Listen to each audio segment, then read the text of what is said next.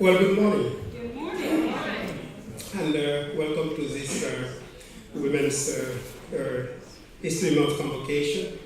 We have had some changes in the program, and well, let me just do it as we do it in terms of hospitality. My name is Narangam. I'm the Dean of the James H. Gilliam Jr. College of Liberal Arts here at Morgan State University. So before we begin with our program, we are going to start with the musical selections. Then we'll follow the order in the program appear in the booklet and come back to the podium. But for the time being, we're just going to begin with the musical selection.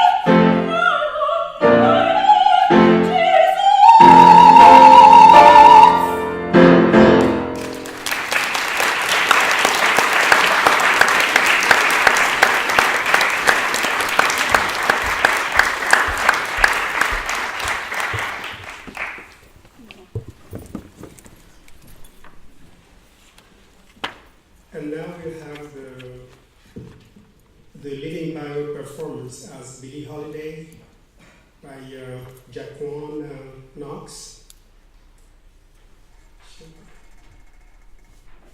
Oh, okay, that must be me. Hello! Hi! All right, so my name is Daniel Gray, and I'm here to talk about one of the most influential women to me.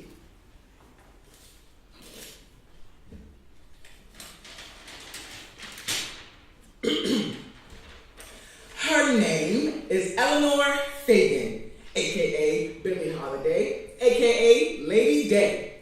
She was born on April 7th, 1915 in my hometown of Baltimore, Maryland.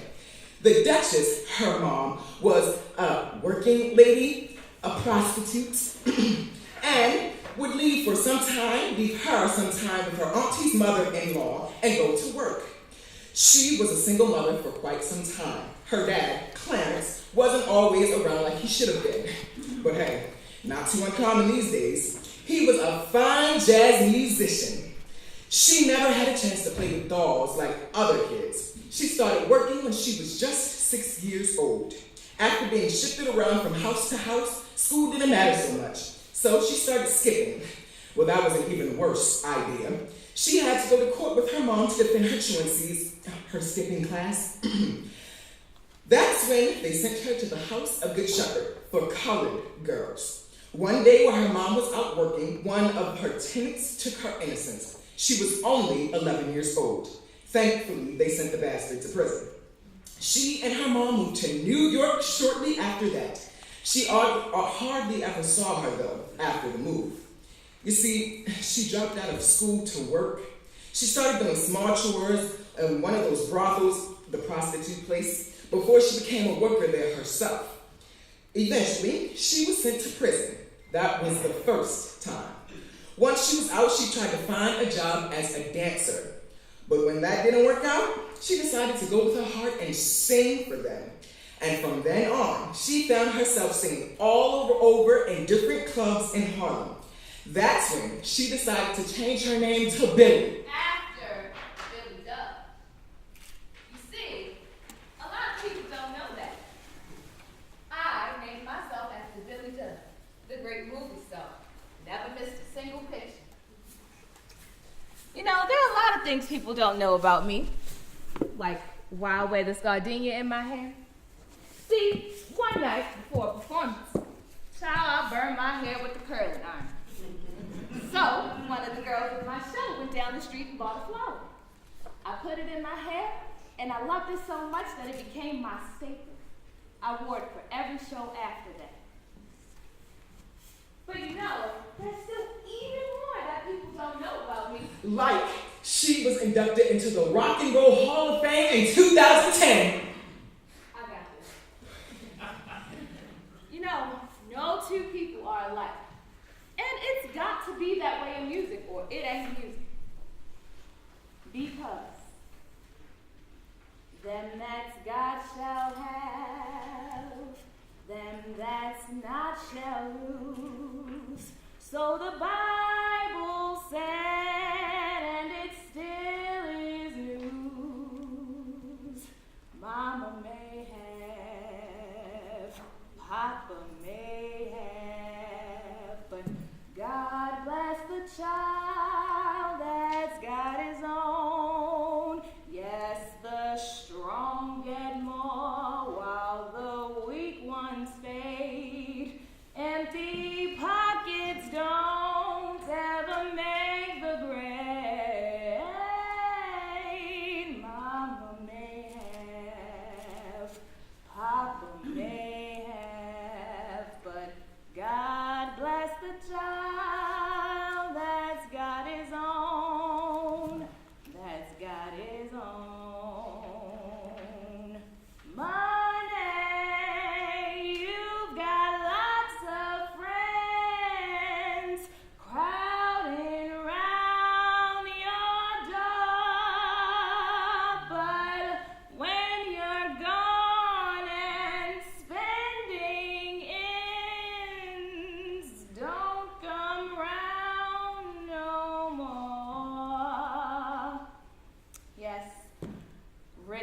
relations give crusts of bread and such. You can help yourself, but don't take too much. Mama may have, Papa may have, but God bless the child that's got his own, that's got his own. Billie Holiday, everybody.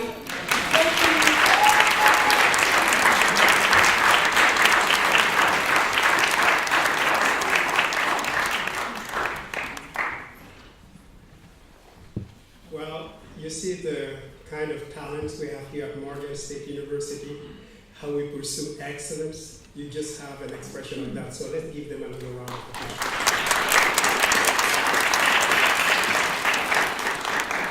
And also thank and congratulate our great faculty in the Department of Fine and Performing Arts under the leadership of Dr. Eric Conway, who was at the piano a while ago. Before we move on with the program, I would like to invite the platform party just to come.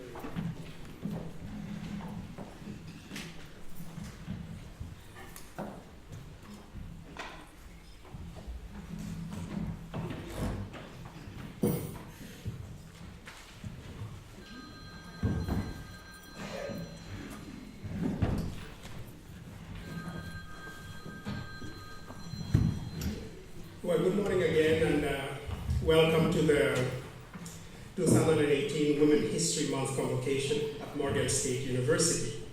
As I said earlier, my name is Marangom, and I'm the Dean of the James H. Gilliam Jr. College of Liberal Arts. And just allow me to brag a little bit. We are the largest academic unit here at Morgan State University, and we call ourselves the centerpiece, of the academic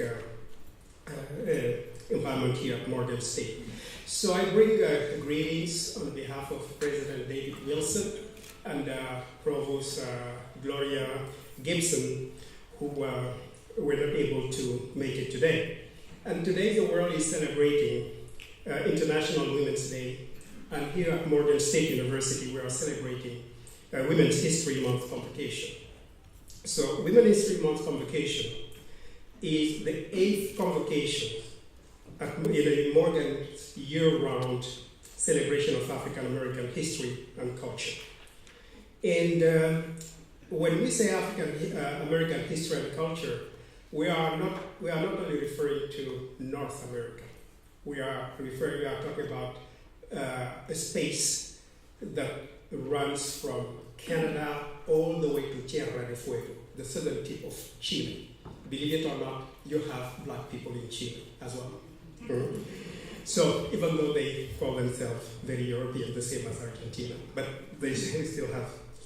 So it highlights this convocation, the tremendous achievement of women, African American women, black women, and their contribution to the history and culture of people of African descent in the Americas.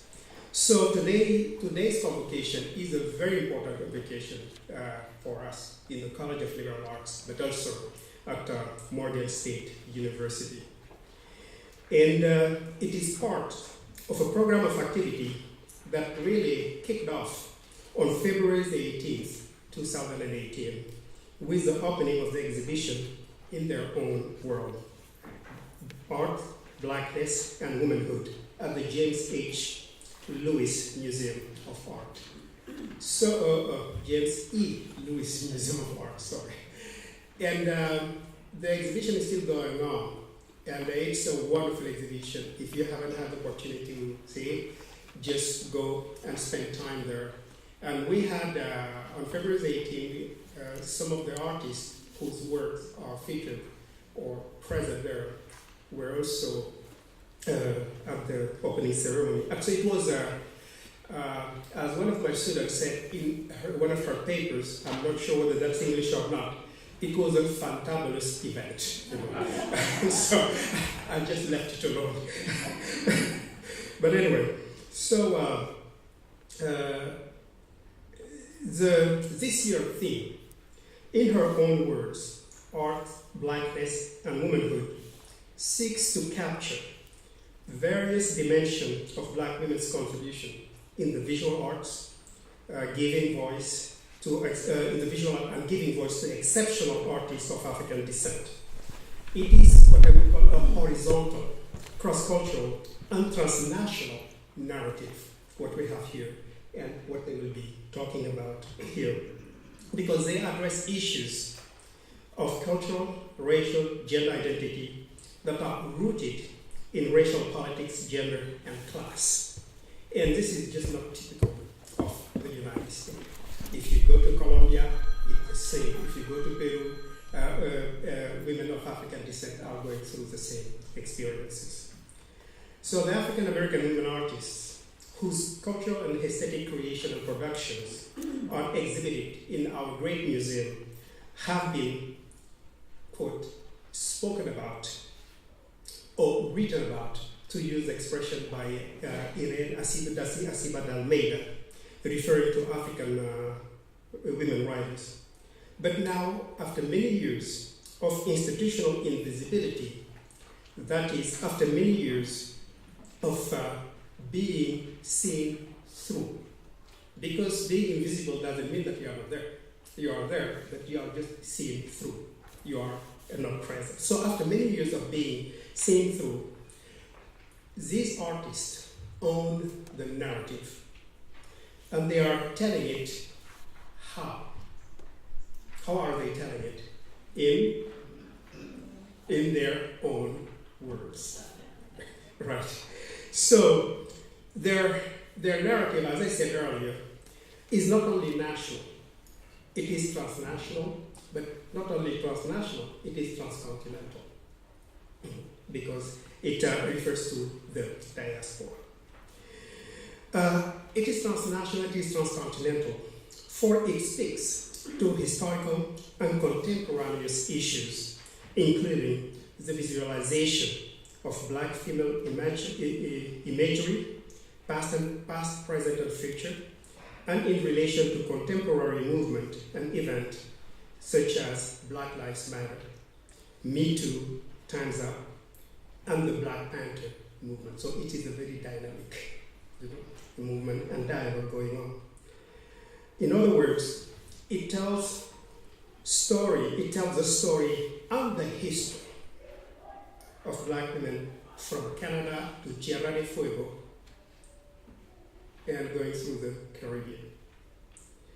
So what we have here is just women owning and rearticulating the narrative, but their own narrative from different perspectives, and also breaking barrier. Not that they have not been creating works of art, and by works of art I mean movies, painting, writing, essays. No, they've been doing it all along. But what happened is that situation of being seen through, that situation of visibility. But that's why at Morgan State University we decided just to make sure that their voice are being heard in a space as important as a university. Universities are a very important platform of dialogue and also of narrative. So in closing, I just, on behalf of the student, faculty, and staff in the James H. Gilliam College of Liberal Arts and Morgan State University, I wish to express my gratitude beyond measure to the panelists, Professor Linda Day Clark, Professor Olisa Devane, Dr. Leslie King Hammond, Professor Valerie Maynard, and Ms. Joyce Scott for honoring us with your presence. It is a great honor and a privilege for us to have you here today. On this great and good day. It's a great and good day for the college, in the College of Liberal Arts. So, I just thank you for that. We are very, very honored to have you here. I also would like to recognize Ms. Verna Jones-Rodwell, who's here representing Mayor Catherine Hood, who could not attend this event due to a prior commitment.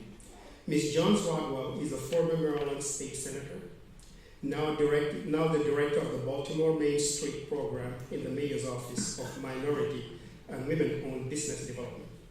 And we also would like to thank her, I saw her earlier here, yes, for coming. And so I invite you to come forward and bring greeting on behalf of the Mayor.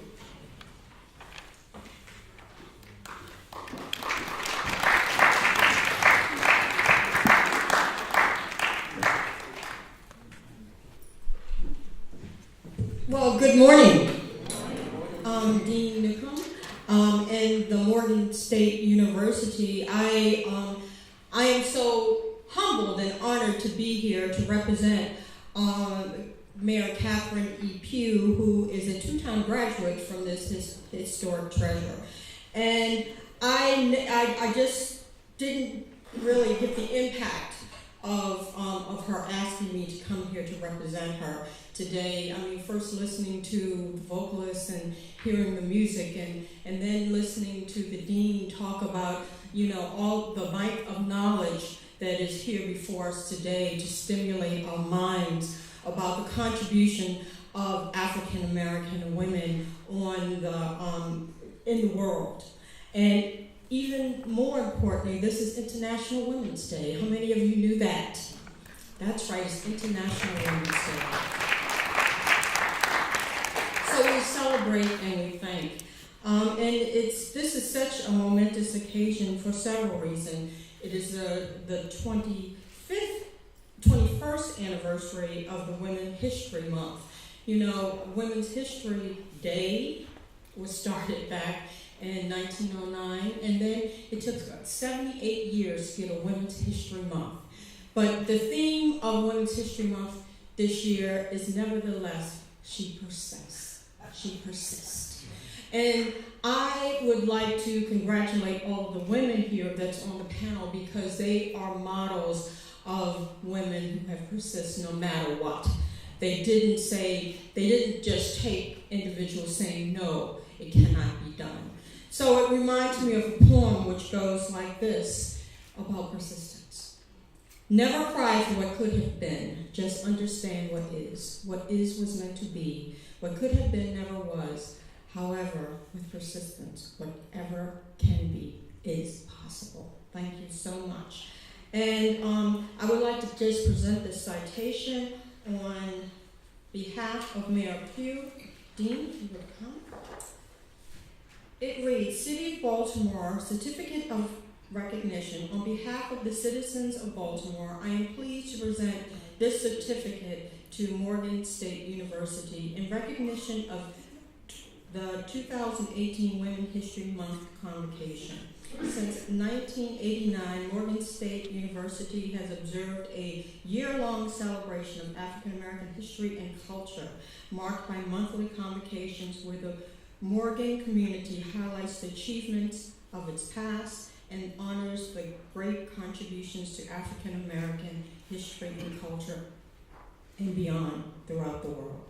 On behalf of the citizens of Baltimore, best wishes for a memorable convocation in observance of Women's History Month presented on this 8th day of March 2018, Catherine E. Pugh, Mayor. Thank you so much.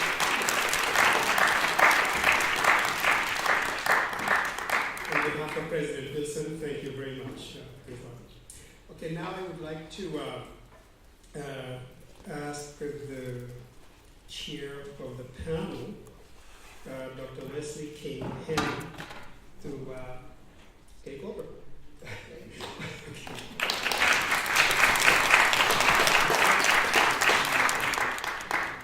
Thank you and welcome everyone to this very, very important moment in our history. Not only is it the celebration of International Women's History today, however, it is a turning point in the history of women in this time of the 21st century.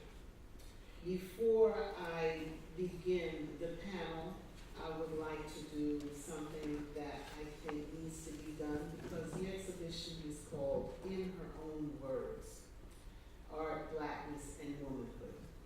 And we have just recently lost a Morgan student on Sunday. Quite unexpectedly and without warning and without understanding that she too had a voice that we did not hear. So I would like to light a candle and dedicate this panel to this young woman. Her name was Kelly Casey. And as I light the candle, I would like for each of you to think of the name of a woman who has passed transition that she will meet in her journey as she connects to a world of peace. And we will then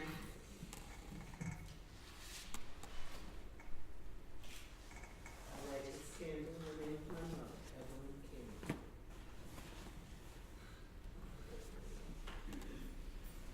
Please, everyone out loud, say the name, the same thing.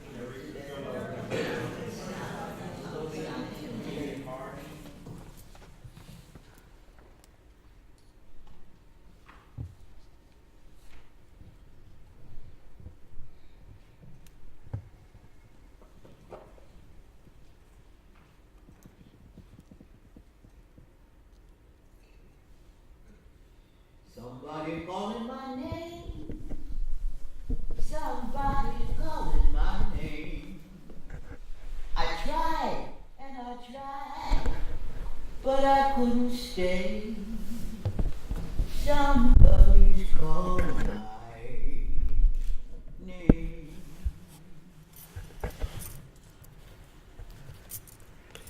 Thank you all.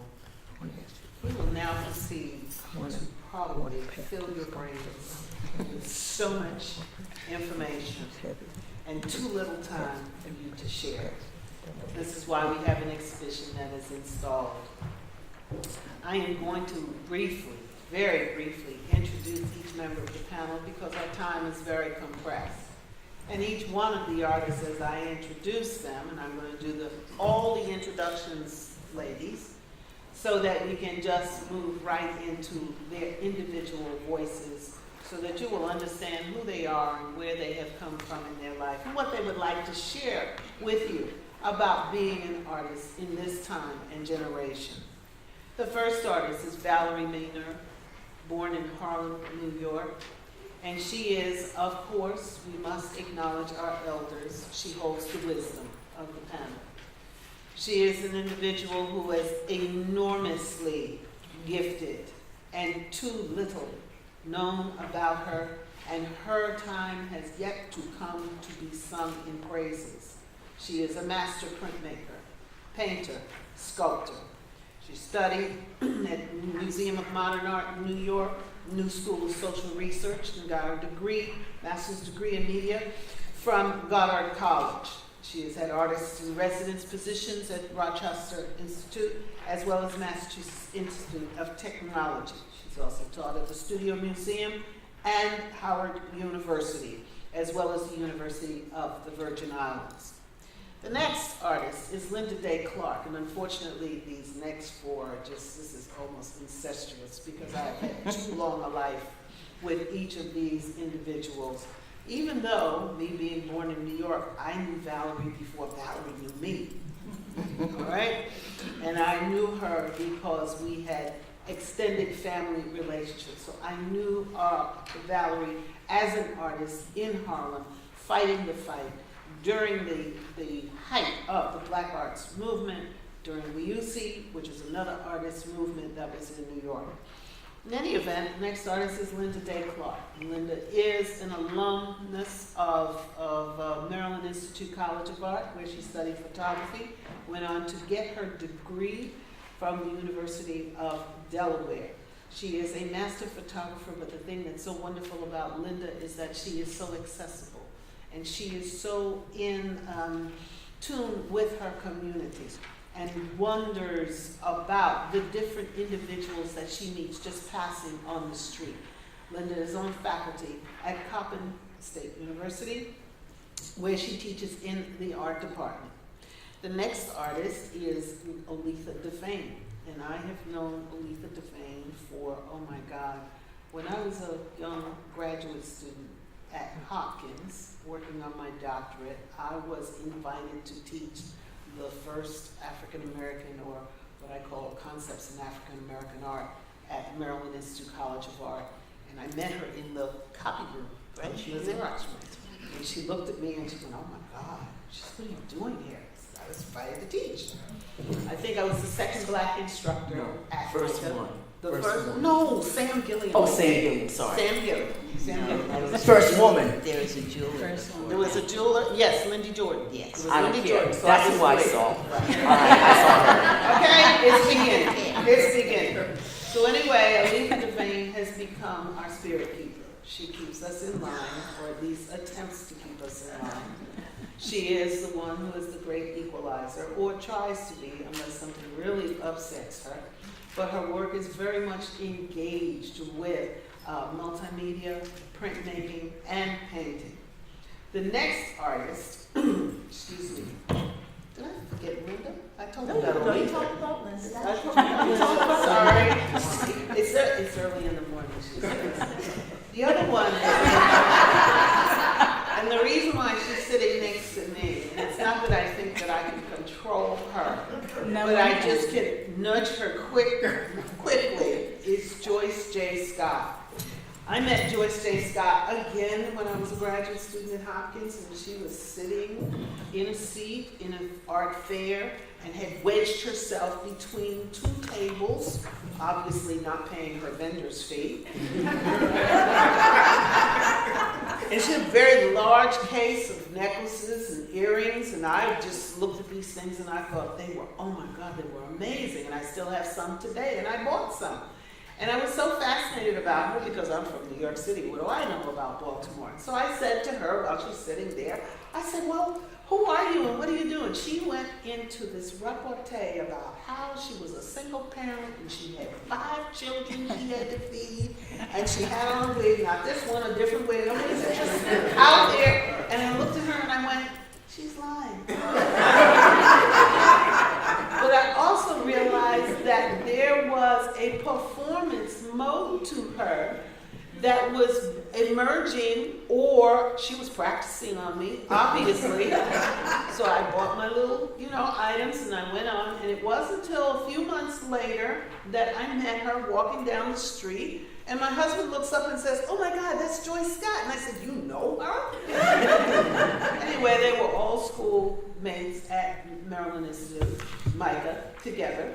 But the point is that Joyce and I have had a fast friendship for many, many decades. I followed her career. I wrote on her career. Joyce began to win prizes, literally every prize that you can possibly imagine. Lewis Comfort I Tiffany didn't Prize. get the Nobel Peace Prize. Not yet. It's something to work for, okay? All right? Earn. You have to earn it. Part of it is being cooperative. That's not something that, or compliant. Neither one of those are part of your profile.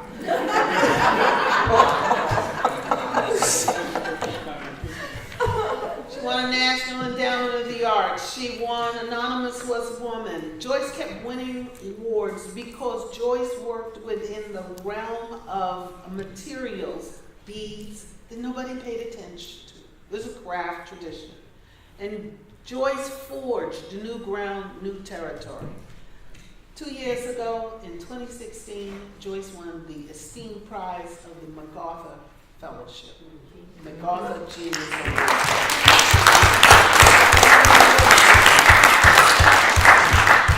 so with that, ladies and gentlemen, and I'll talk about me later because, you know, I dabble and dabble in doing all these things, but I really want you to hear the voices and the words of these remarkable, remarkable women that I have been blessed to be in their presence. So, Valerie, I know you hate being first, but you are the elder and we must pay our respects. That's because I'm old now. Very little to say, but hate is not in my language, so we'll lose that one. Good morning. Good morning. I have something I want to pass around while I'm speaking. So will one person come up and get it? Like you're a good candidate. And it's going to be a little heavy, but I want you all to touch it more than anything. Yeah, you can start another one. It's a sculpture that was carved in wood and belongs to Toni Morrison, the original. This is a bronze cast of it, and it's solid, but as you're touching it, your spirit will be part of this piece. And take a look at it before you pass it. You're passing it kind of fast. Anyway, good morning. I'm not wanting to ever speak unless it's in an intimate situation. So this is very difficult for me. But I will try to give you something of what I think as a person, as a spirit, and as an artist. Artist doesn't weigh in too tough with me. I realize that I am an accumulation of my very first mother and father, and I believe everybody in this room is also that person, evolved many times. And what I try to do is find voices to articulate all of those spirits. I was fortunate to grow up in a family with grandparents, uncles, aunts, and all very articulate, not only as people, but as spiritual people, very conscious of the spirit world. So that's really where I reside. I find this kind of situation extremely uncomfortable. So I have to say that to you so you know it. And I don't know how or what you will take from this little talk. It's going to be small. I'm not a paper writer. I'm a spirit writer. And I have many voices because that's why I use all kinds of materials, such as stone, wood, glass, etc. I also do public works because I noticed at some point I grew up in New York, in Harlem, across from the Savoy Ballroom, heard music all of my life, saw everybody that you would revere as far as poets, writers. The Schaumburg was my public library. My church was Abyssinia. And so people were always coming from all over the world and declaring what they had to do to get there. I spent most of my life in silence, but doing. I worked with a lot of people, from preschool to the largest job corps in the country.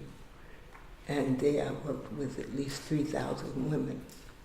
And I taught them that the main thing that they should do is find out who they were. And they should try and make everything that they used, be it their shoes, their clothing, everything, but never put $1 down and go on credit for anything. And they had to teach at least 3 people in their lives. Those are all very much grandmothers now, and they live everywhere in every country. I've traveled a bit. I've tried to take the same tact wherever I am. Most of the time, you wouldn't know that I did any art at all.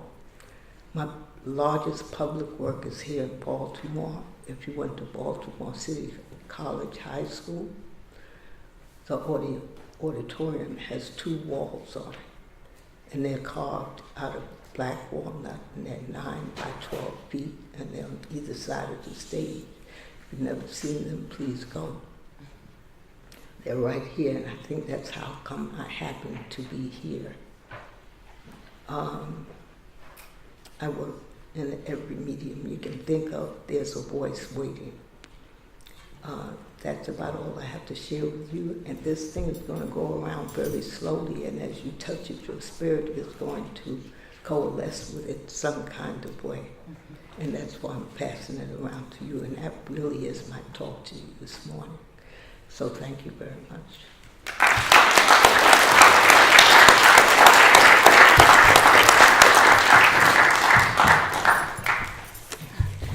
Hello, everybody. I'm Linda. So as a photographer, my work is largely about community. I get involved in communities and I try to help tell their stories and show their humanity. I feel very fortunate. I've always been surrounded by fierce women. Fierce women have always been in my life, my mother, my aunts. These weren't professional women, you know, they had serious struggle, and it was made clear to me in no uncertain terms that their struggle was about my success. And so that is always with me. And although so many people were trying to pray me over and mark my way, I still took the sort of hard-headed, rocky road, and by the time I was 16, I was pregnant, and I did graduate high school. I got married, and I stayed home, and I raised my son for the first 5 years, and when he was ready for school, I thought, well, I'm ready for school. I need to do something more to make a better life for him. But by this time I was divorced and a welfare mother, and it was all those fierce women who just made me think it was nothing to even concern myself with, that I, a welfare mother, would apply to MICA, one of the most expensive schools in the universe, it seemed, and, you know, do my thing. And so that's what I did. And at Maryland Institute, College of Art, I met other fierce women like the crazy ladies this way, Leslie and Joyce and Aletha, and just so many fierce examples. And at MICA, I started a project where I was photographing the people of North Avenue. Everyone was sort of telling me, don't go out on North Avenue, you'll die, there's nothing but drugs and crime and violence, don't go out there. And so I just thought, you know, that's a misunderstanding, that there's so many decent human beings out there that are getting overlooked for this stereotype. So I picked up my camera to do battle. I would just walk North Avenue, talk to absolute strangers, and photograph people trying to show their humanity, their beauty, their struggle, their dignity. And I did that as a student, but I continued that, and it's something that I continued for at least a decade. And that series has been seen all around the world. That's, Oprah Winfrey actually called about one of those images. She was interviewing Toni Morrison and asked could she have one of my images, my photographs, as the backdrop as she was interviewing Toni Morrison. I was like, I'll think about it, Oprah, right? Right? So I just love that sort of affirmation that what the message I was trying to get out was something that was resonating. And so at Maryland Institute, as I graduated, I won a traveling fellowship. And with that fellowship, I went to Nigeria, West Africa, and I lived there for 2 months. So I said, you know, I was a welfare mother when I started.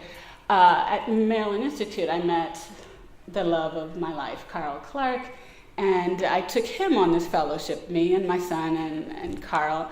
And we actually got married in Nigeria. It was beautiful. We lived there for 2 months. And I did the same sort of thing, just walking through West Africa, through Nigeria specifically, talking to strangers and trying to learn as much as I could and share their beauty, share their humanity.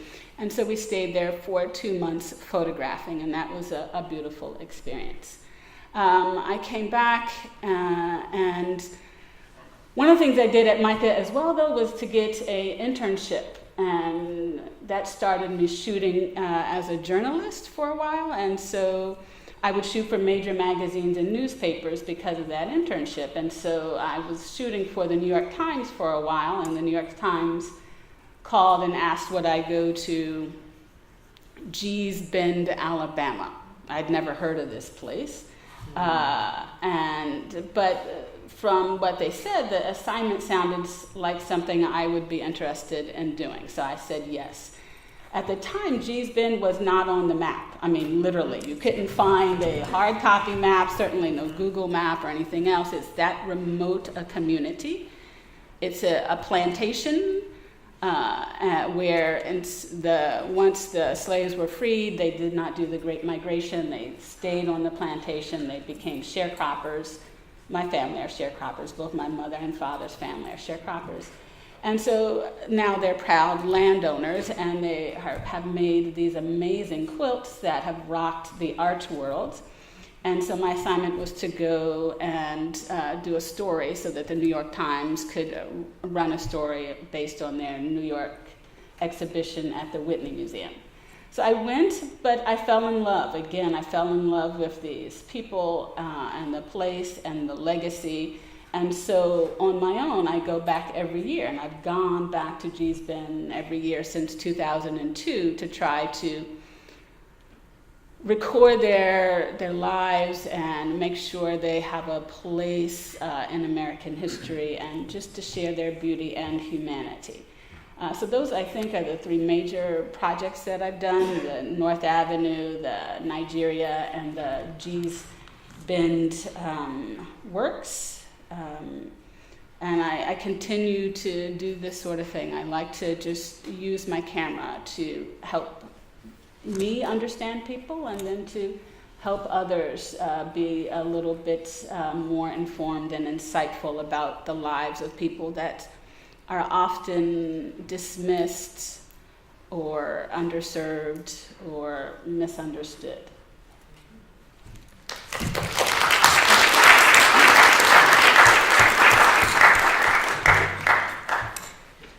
Well, good morning. My name is Olika Devane. I'm very delighted to be here with you and with my dear sisters here on the stage. It's always been for me an honor to be in their presence and trying to learn as much as I can about what it is that I do, because it's really always a journey somewhere to someplace. I went to Maryland Institute as a young person from the age of 17, a little bit frightened by it because I wasn't sure what I was getting into. My parents were both very supportive in the fact that I was going to an art school, which was amazing because everybody else wanted you to have a job. And I didn't have one. But I decided at one point that what I was interested in was trying to figure out how to take what talent I thought I had and apply it, to some aspect of learning. The one thing that my parents did when I was young was they moved from Baltimore. I used to live not too far from here, in fact, off of Ivanhoe, which is near Willow Avenue, which is the street we lived on. And when they moved from Baltimore, I was 13. The desegregation in Howard County was just happening, and I missed my friends dearly. And it ended up being one of those places where you really had to find your way, find out who you were, because in the school that I went to, there weren't many black students. There were like maybe 30 out of 1,000. And so I spent a lot of time trying to really look at that situation for myself as a young person and really move through the school system in Howard County. When I went to Maryland Institute, I was there in 1976, I think, and it was, as I said, difficult, but what was difficult about it was, again, going into a situation where the educational system for me was about how do I fit in, where is it that I go. I almost didn't make it through Maryland Institute. I dropped out. I dropped out. You're just finding that out. I dropped out for 2 years. And I went to California. And in California, I thought I was going to find myself. That was the 60s. I'm thinking, I'm going to do this. And I swear to God, I had to get my ass back to school. And if I was going to find myself, I was going to have to be in school. And I must admit, I forget when you came, but Leslie was the first black professor that I saw when I came back. And I had already graduated. 73. It was 73. I'd already graduated because I graduated in 72. And I decided to audit her course. And that was one course that was on African art. The very first course that I ever went to or attended. So when I met Joyce, she had just gotten back from Mexico. And she wore blue jeans. And you had overalls on. I don't know if you remember this. Yeah, she was in overalls. You can look at her now. Condom. I mean, I'm thinking, oh my God. You know, again, another woman who just talked, and she came up to me and started asking questions about what was I doing? Why was I there?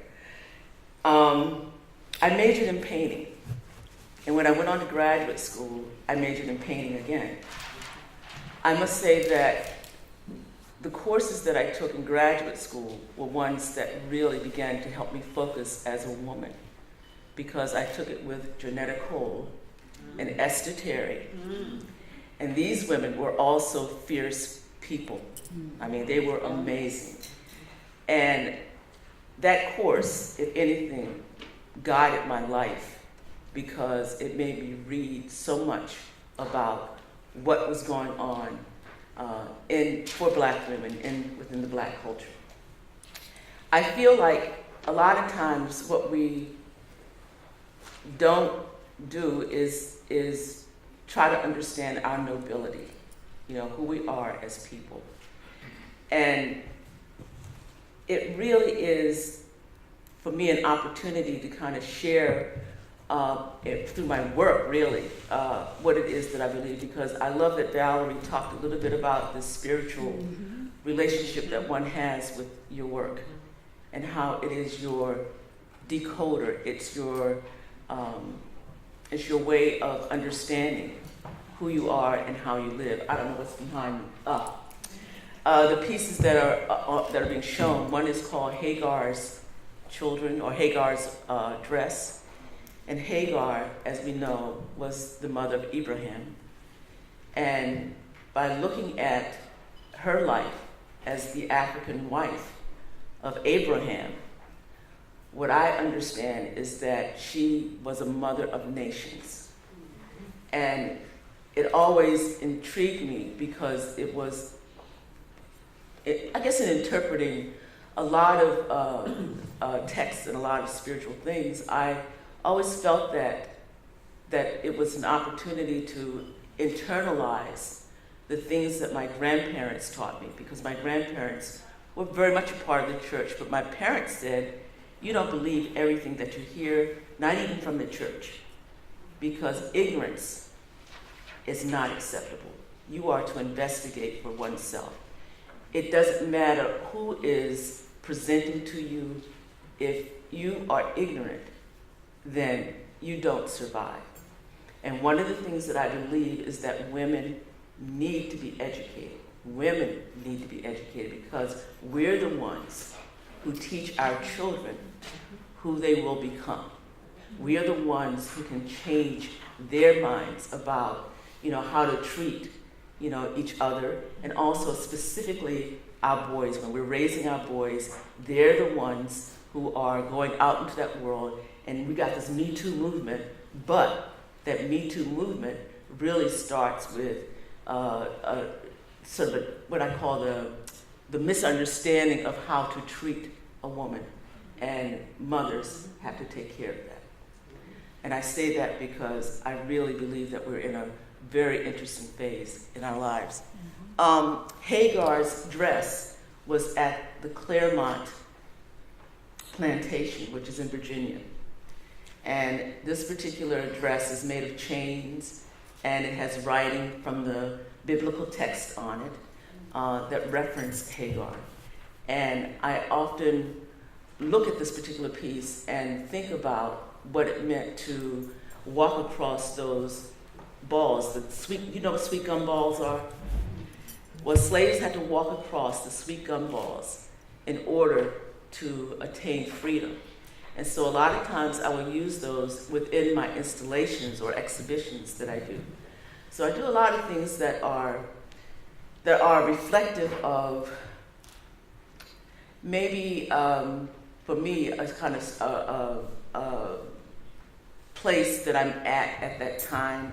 I tend to look at what's happening in the society. I try to look at how we can really make change through the work that we do as artists, because I believe artists are, in some ways, the decoders of the imagery and the things that are happening in society. So that's essentially what I wanted to share.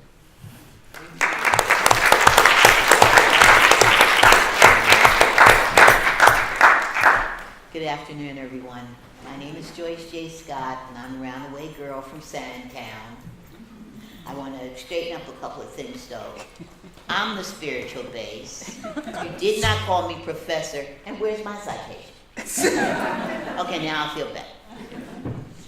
I come to you today on a panel with some very erudite, wonderful women who have blazed trails. It's important to see that Women's History Month is not only about those ladies who did well in their community or who were politicians, theologians. It's about the people who made everyday changes in the lives of everyone. And these folks who are professors, who have worked hand in hand with students of any age, have changed the culture because of that. I'm an artist who works with materials that come directly from my family. Both of my parents were sharecroppers as well. And my mother's side of the family in South Carolina made everything that they needed. Talking to our first speaker, Valerie. So I was taught how to make shoes and pots and baskets and clothing, because that's the way you would sustain yourself in the future. Well, I turned that ability with the use of needle, thread, bead, and fabric into my life's work. A lot of my work is politically and socially oriented. I am not a preacher. Sometimes I'm a teacher, but I am an artist, and that is my best voice. The picture that you see is from an exhibition that I have. It's the largest exhibition that I've done to now at Grounds for Sculpture in New Jersey, close to Princeton. And it's interesting that it's up at the same time, because Princeton now is having to reevaluate how much slavery enhanced their school system. You see a 15-foot sculpture of Harriet Tubman made out of earth. And we made it so that at the end of this exhibition, the weather would have beaten it down, and only the things that were on her body were left, like the memory of her that dissipated, but that's come back. Well, this is the fourth and last month, and Harriet is truly resilient. She refuses to die. So I'm asking them to leave it up until she makes the decision to pass on. And if that happens, I hope it happens when she's on the front of the $20 bill. There you go.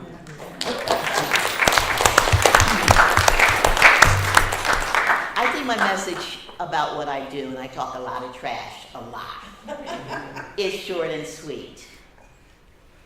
This is the only life that I know I will have as an artist.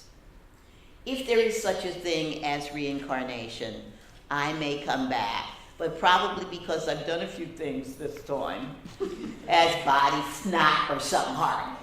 So if this is my life as a human being, I'm going to run it down.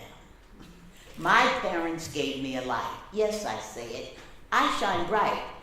I shine bright because they were told they could not shine, because they didn't have education, because they were sharecroppers from the South. In the old days, they say you have to hide your light under a bushel. And my parents told me never to do that. They ate crap so I might have sugar. So I say to you today, and please come to the gallery so you can see the artwork that we've made, that you should shine. Through whatever your endeavor, you should be out there blazing. This is your one opportunity that you'll have first. Don't sleep. I am going to glow. Now, if you cannot cop a hit off this, if you cannot catch a little heat off this person, then step off, because I intend to blaze.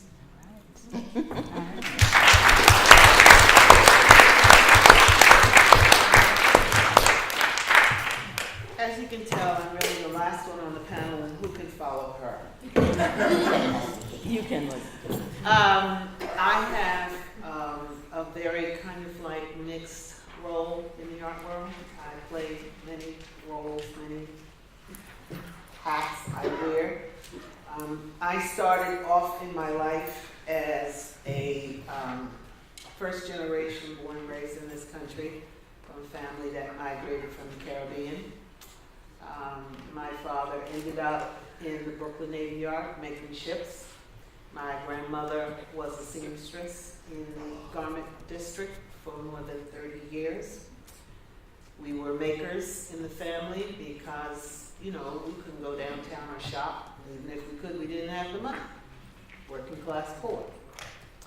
My mother was a nurse, and she was the healer in the house, as most women are in every house, whether you are trained professionally to be that within your avocation, or you end up just having to be the primary person who takes care. As I grew up, I was a very sick child. I was a cancer baby, and at that time, not supposed to survive. So I had, as I found out in my 40s, I only had like a 5% chance of survival at that time. The only reason I probably survived was that my mother gave me life a second time by realizing that I was ill. And as a result of that, for the rest of my life, I had to deal with those challenges, which I did not understand, came as an aftermath. And so I was a little crazy and non-compliant and uncooperative, because I found that my joy was in making things. I just like to make stuff. And I would watch my father when he would come home, and one of his passions was to make Japanese kites out of balsa wood and tissue paper, and glue out of flour that my mother was cooking with. He would make a paste. And then I was fascinated that my grandmother could take a scrap without a pattern, big shears this long, and cut shapes and make the most incredible things. And I would sit next to her, watching her deal with these abstract forms, putting them together. And I was, as a sickly child growing up, I was very tiny, so, you know, a yard of fabric did a lot for my little pitiful body. And so she would bring home scraps from the garment district, and so I was always dressed like a little princess. So fiber became one of my passions. As I moved on into my life growing up, I went to school. Buffalo, hated it, too much snow, too much whiteness, oh my God. Left Buffalo, came back, went to school at the New School of Social Research, very much like what Valerie did. I loved it, loved it, loved it. Left that, went into corporate America to work for General Electric Company. Hated that. Oh, that was the worst. Okay, that really routed me back into reality. And I took a job at an anti-poverty agency teaching art on the streets to kids, which I loved, absolutely loved. But it was a summer job. As a result of that, I got an offer to go to college. You know, there are a lot of details in here, we can get that later. I got a chance to go back to school full-time with a fellowship. Graduated from Queens College with a BFA because I got to major in art at last, the love of my life. Mind you now, my whole family thinks I'm a little bit off the Richter scale, okay, just a little bit. And my mother and father are trying to figure out how are you going to survive. And I don't care, I'm just doing this. As I'm finishing my college education at Queens College with a BFA, I get a fellowship to go to Johns Hopkins University to work on my doctorate. I think that was like an incendiary device in my family. They didn't know who I was, what I was trying to prove, and why was I doing this. I didn't have chick no child. I was very upset that throughout all of my education, I kept going to the library looking for books, literature, anything about me, a woman, an African American, a black person, making art, could not find them, okay? So I go and I read on the shelves. I start with anthropology. I read all the anthropology books. Then I read all the archaeology books because I figured, you know, in early mankind, maybe there's a clue there. I know that, you know, we're from Africa originally, okay? I'm sick of all of that. And then after a while, I go, well, maybe an alternative universe. So I read all the books in science fiction.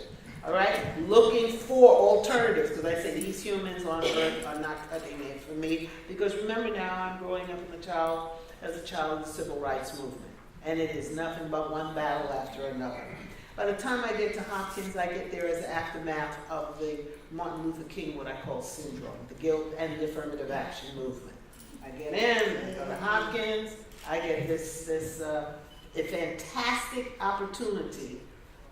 Not having planned any of it, but I realized this is a moment in history, and I have in my history, so that I can make a decision. What am I going to do with it? I had no desire ever to be an exhibiting artist like these ladies. All right, I made it as my therapy. It was my salvation. It was like at the end of the day, fighting with white folks, fighting with systems. I could go home and just make something and be happy. So I just would do that. We'd go home and I would just make little stuff. And I had by this time met Joyce, met Olitha, already knew about, you know, Valerie. And I was comfortable doing what I was doing. But what I was doing with my degree was that I was writing. I decided that if our history is not written down, nobody will ever remember it. It's as if we did not exist. Because at that same time in history, I'm going through the beginnings of the feminist movement. So I said, I'll pass on the exhibiting. I will spend my time writing. By that time, I was also a single parent. I had gone through divorce, so I can't go anywhere. So I might as well sit in the house, turn my third floor studio, part art, part research. And so I have written. I have curated shows. I have written so much on her. It's a lot to write. It's a lot, you know. But I knew she was, you know, and her mother, okay, and her mother, amazing. But I had no regrets about that because what I did was open up the lines of communication to allow people to see that there was a lens around which we need to create images that reflect who we really are. I was really angry growing up, still a little pissed, okay? But I had to channel this, all right? I had to channel it and put it someplace where it could be productive. And so I hope that my words that have been published and whatever books, catalogs, whatever I've written will sustain that part of history as I continue on. In the meantime, while I'm doing all this at home, making my little stuff, I am forced out of the closet to exhibit my work because a curator, Deborah Willis, when she was at the Smithsonian, decides to come to my house one day and look at what I'm doing. And so she's coming in and she's looking at everything, and I said, I had a townhouse at the time, and I She came through the front door and she said, I want to see what you do. And I said, well, come on through the house. And I got to the middle room and she said, well, what's this? And it was a quilt on the wall. And I had bought a chair, a sofa. In the midst of my divorce, I sort of lost a little bit of furniture.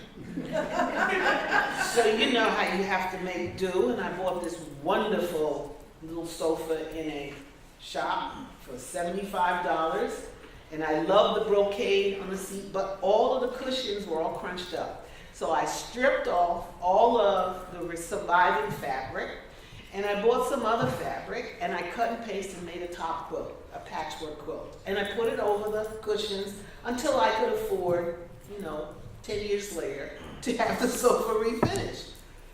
I gave the top quilt to Joyce's mother, Elizabeth Scott. Remember? No. You don't. You will when you see it in City Hall. It's hanging in City Hall. Okay.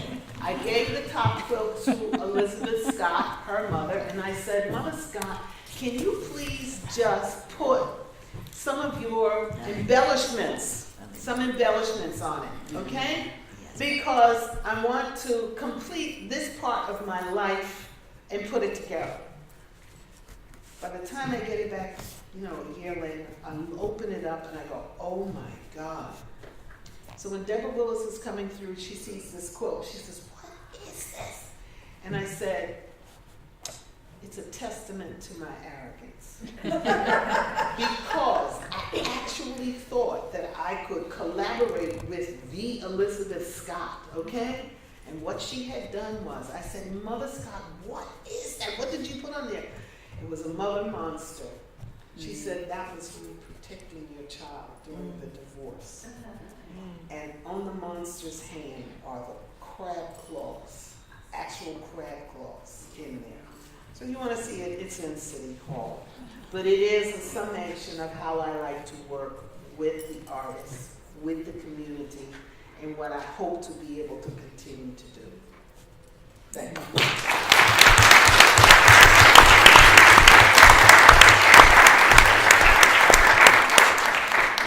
Now, our time, no, you did not get up yet. I would just have to share Push the dean.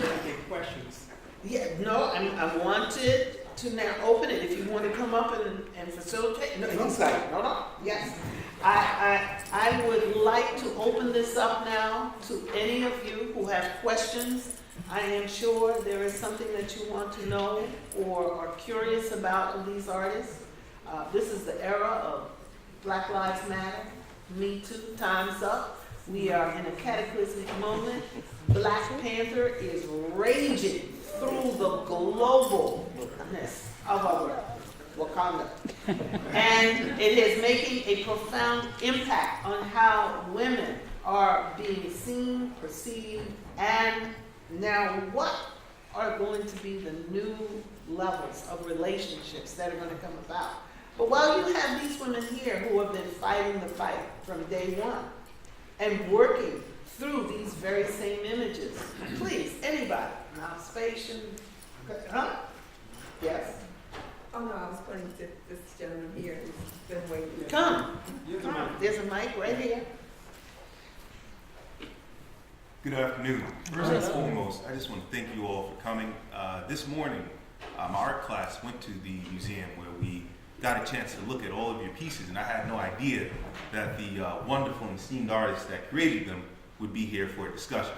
So first and foremost, I just want to thank you all again for coming here and sharing your story.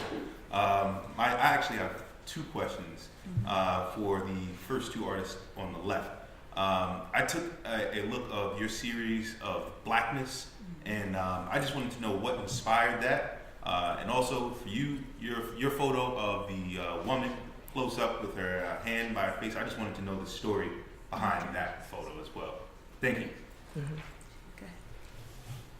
The print Blackness? Yes, ma'am.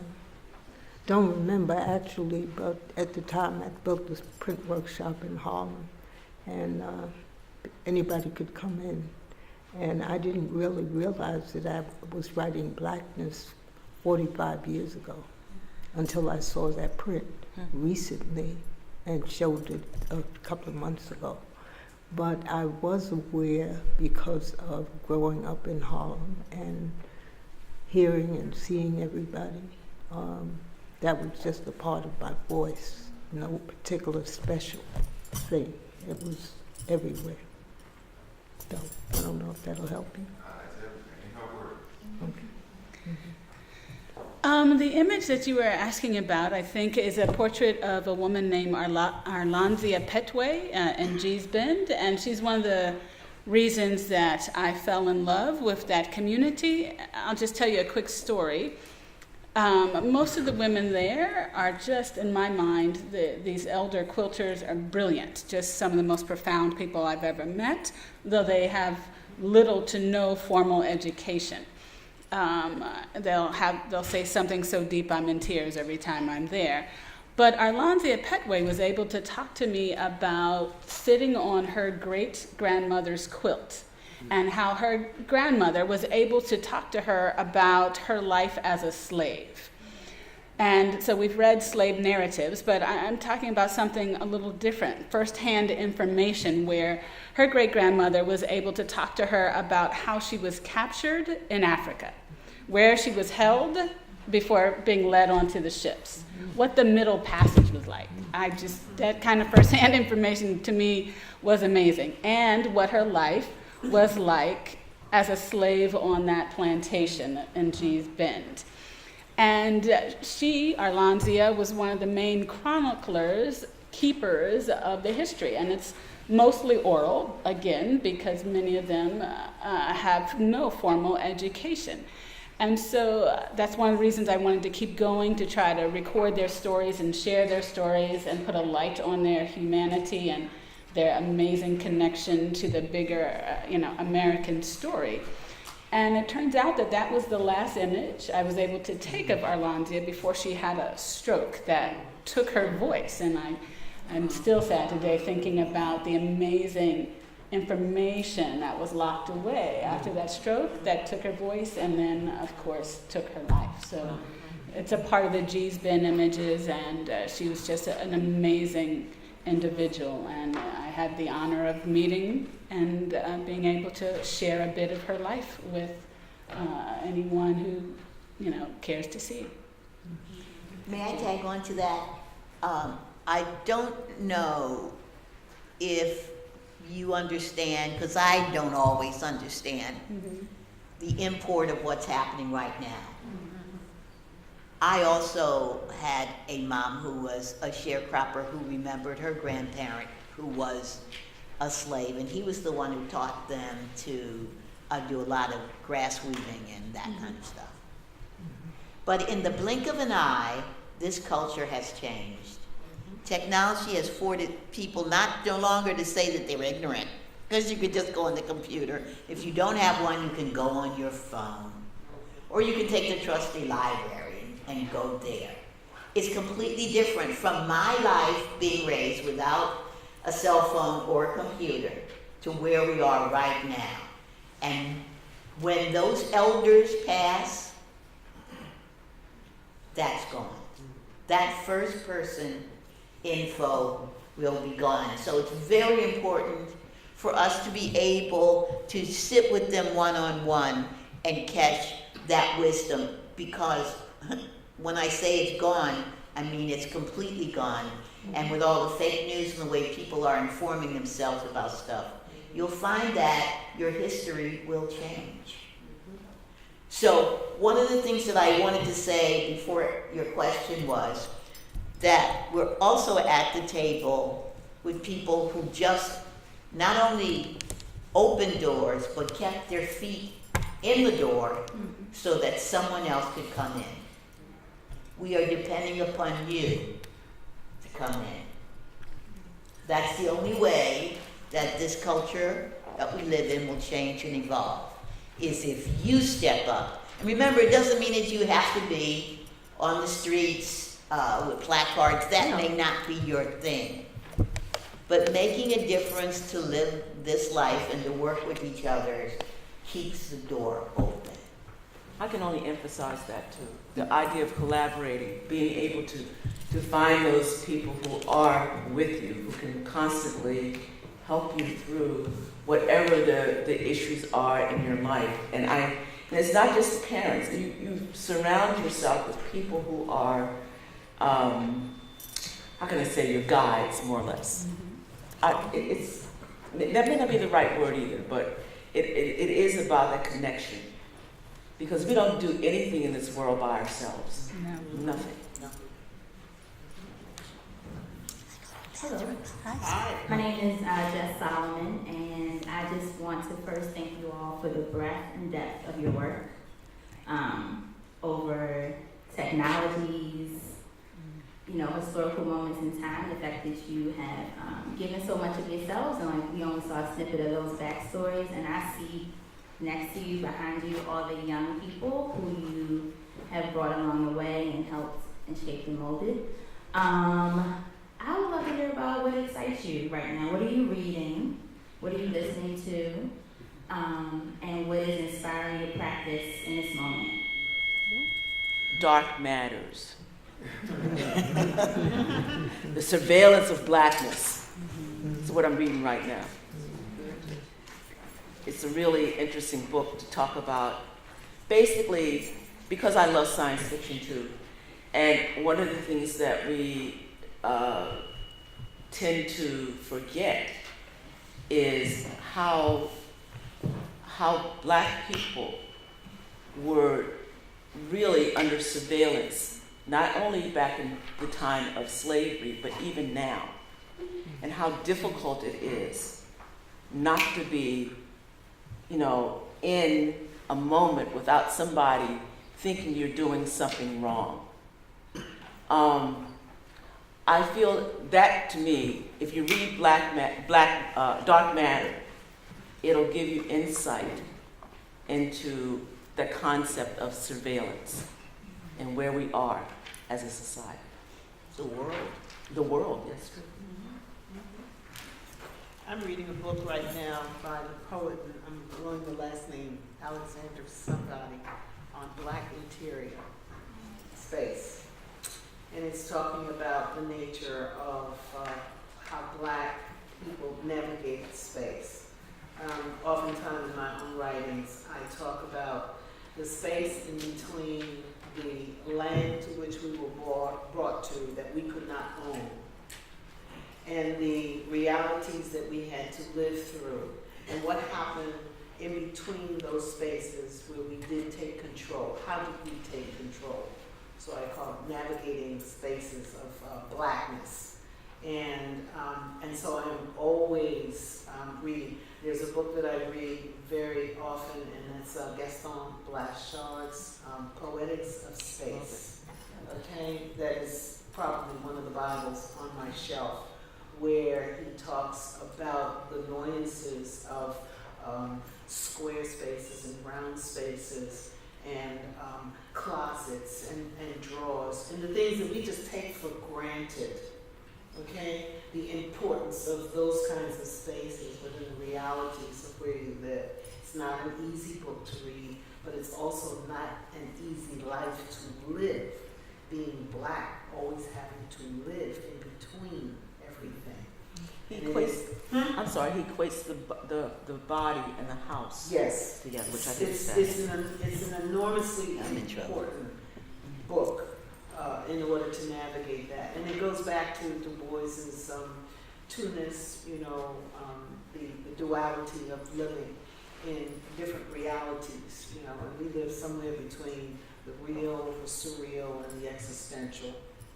So my readings are always geared towards those kinds of queries. And that's what fascinates me.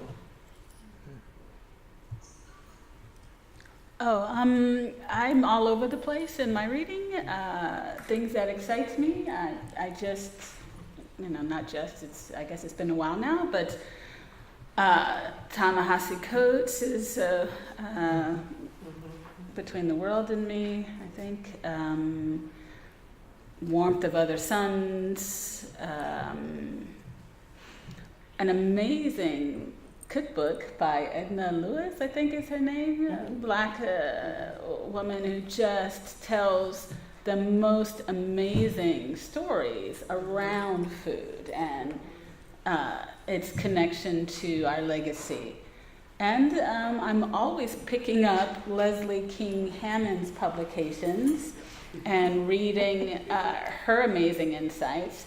I don't know if you can imagine walking into a class and having Leslie King Hammond as your professor. It's just an amazing, She's phenomenal. mind-blowing experience. Some historians can sort of talk the mojo right out of a work, and Leslie lights an inspirational fire, and it's contagious. And so I'm often reading Dr. Leslie King Hammond's insights. Thank you. Yeah, she's been a real import. She talked earlier about, just writing and making sure things are written about that. And it's written in a way that's zesty and allows you to read it, but it also has great power. I would like to read more. I keep buying books and I stack them up, and I read like the first 2 chapters.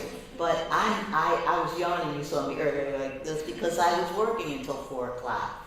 My last, though, readings, sniglets and workings have been on Black Indians. That's something that I've done a lot of work on, and I was doing a show in Tulsa, Oklahoma with Sonia Clark, so I had to read a lot about Black Indians, and I did for me because a lot of people don't know that Trail of Tears, that famous Trail of Tears that natives walked from the East Coast to Oklahoma, was also inhabited by their slaves because the 5 civilized tribes had Black slaves.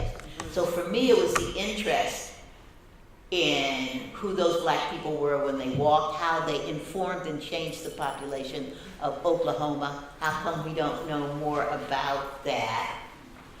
And what difference it makes to be multi-ethnic in a certain way. And then the final thing was our embedded ideas of what slavery means, but there were natives who had slaves, so, and Africans who had African. So what really is the true face of that, and how do we evolve through that?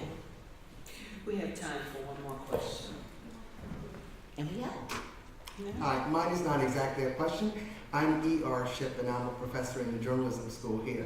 I wanted to sort of piggyback on what the last question invited you to say. Saturday, here in our journalism school building, we're going to be hosting a Wikipedia edit-a-thon. Thank you. Where we will be, we will be updating information on women, Black women, art, activism, and feminism. So that's in the journalism school building from 10 to 4 on Saturday.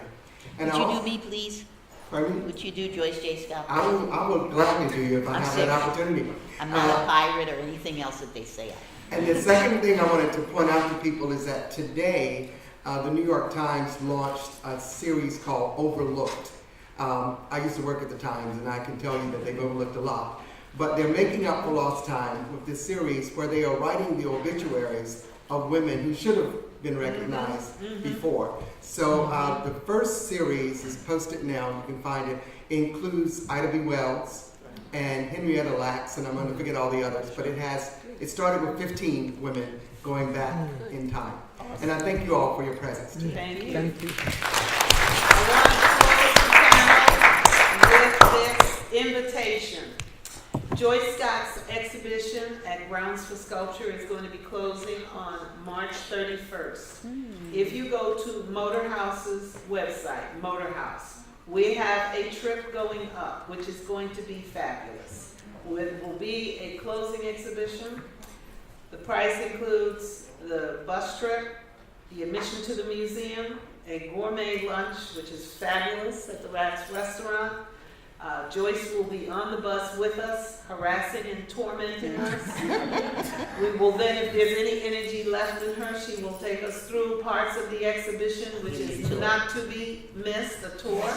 And then we will have a champagne closing reception. So please come, sign up, and join us. It is going to be a fabulous day. Say it again. Thank you. 31st. 31st, March 31st. Thank you all, each and every one of you.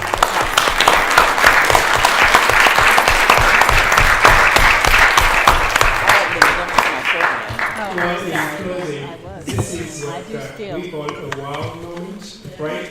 Now you understand why I said that this was a great day and a good day for the college, in the college. And so thank you very much to all of you for honoring us with your presence and enlightenment. And I learned a lot. I was just taking a lot of notes. And Dr. Kingham, your book, I think that we would like to have at least the title, I mean, all the references and to see what we can do with it in the College of Liberal Arts, either through a lecture or a panel, but because we think that we need to know about these stories and history, you know, and so please, and to all of you, please come back, you know, please come back. We would like to see you back here, and individually or as a group, but we really look forward to seeing you back here on our campus. Thank you. Thank you very much. Thank you very much. Yeah. And in closing, I just would like to recognize the person who made this possible and who ambushed me to preside over this. I was not supposed to be here. I was supposed to be sitting there. And so, Ms. Robin Howard, thank you.